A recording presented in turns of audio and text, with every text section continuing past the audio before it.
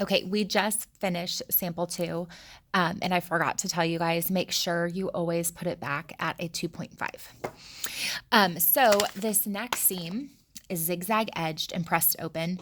Says we need to use a marking pencil and mark 5/8 inch seam along the 4-inch link side.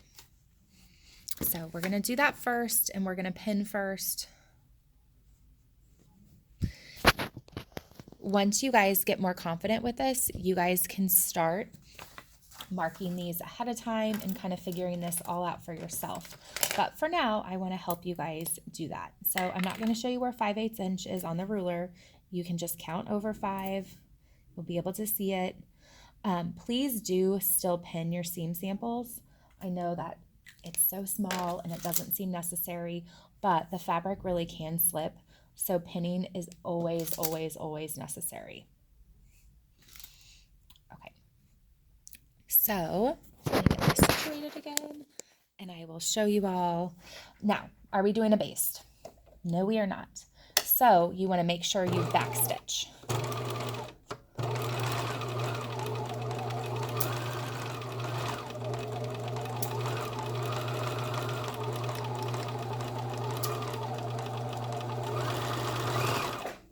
Okay, make sure your needle is up, and then we can go ahead and remove that and cut that away.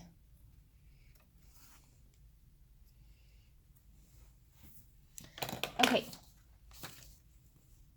so the second part says to edge finish. So step 4 on here says zigzag over each single edge to finish so they do not ravel. So what that means is you're taking one flap at a time and you're going to zigzag stitch. Down here it tells you what to do. So we're going to change the stitch width to a 3 in order to get our zigzag.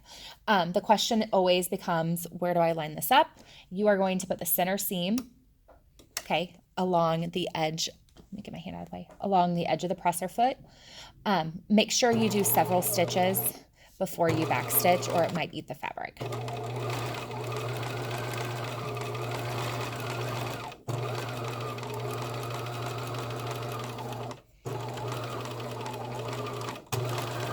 All right, needles up, and you got one side done. Let me show you guys what that looks like up close. Okay, so make sure you are constantly trimming your thread so we have no ravelings. And we are going to do the other flap now.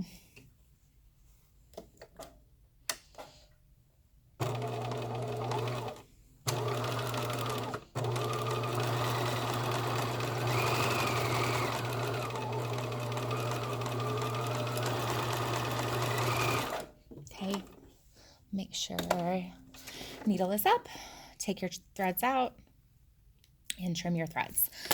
Finally, make sure you change your stitch width back to a 0.